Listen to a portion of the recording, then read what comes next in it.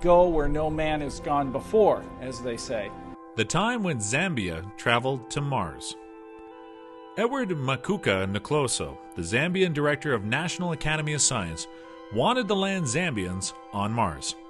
He sought to accomplish his space program by launching a rocket that would send a well-trained 17-year-old girl, Martha Mwamba, 2 cats, and a missionary to Mars.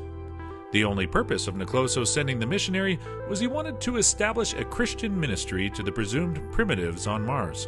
He also warned them not to force them into Christianity if they didn't want to. The space team members were known as Afronauts, a term coined by him to make known to the world that these astronauts were Zambians. He also designed special suits for the trainees.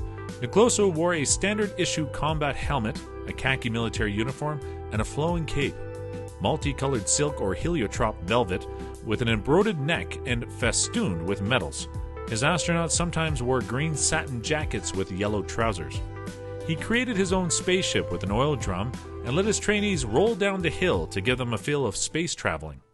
He even created a drum-shaped vessel out of aluminum and copper, and according to him, the vessel was space-worthy. "I also make them swing from the end of a long rope," he told a reporter. "When they reach the highest point, I cut the rope. This produces the feeling of free fall." The Mulolo, swinging system, he hinted, was itself a potential means of space travel. "We have tied ropes to tall trees and then swung our astronauts slowly out into space." Nkloso had considered launching the shuttle with a catapult system that turned out to be much too primitive, and referred to turbulent propulsion as an area for future investigation. He had even asked the UNESCO for granting him €1 million in Zambian pounds for his space program, which he never got. Newspapers also reported the large sums of money ranging from $20 million to $2 billion that Nkloso requested from Israel, Russia, the US, the United Arab Republic, and UNESCO. There were piles of letters from foreign well-wishers containing plenty of advice, but no money beyond a 10-rupee note sent by a space-minded Indian schoolboy. Despite Nkloso's indifference as to which side of the Cold War would fund his space program, he insisted on keeping its details secret. "You cannot trust anyone in a project of this magnitude," he said.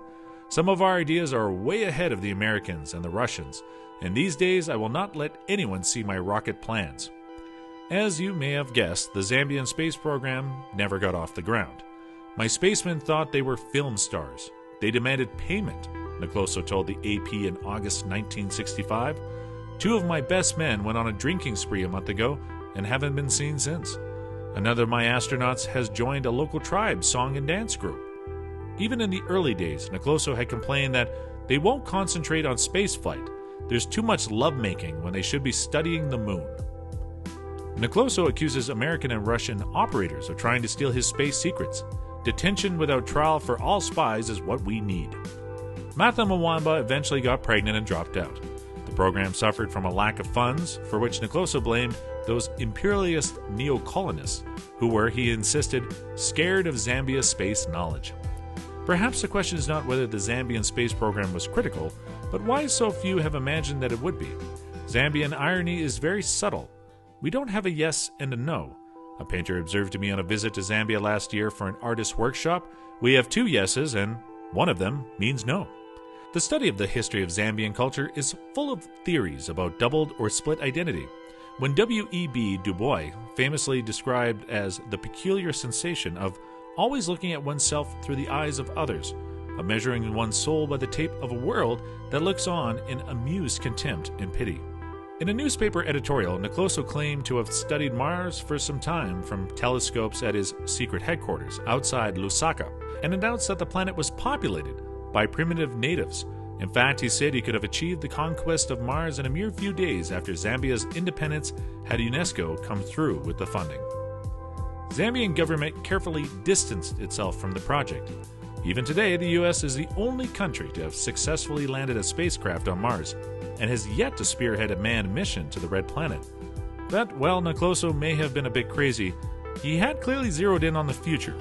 Space travel was going to be a big deal, and he wanted Zambia to be a part of it.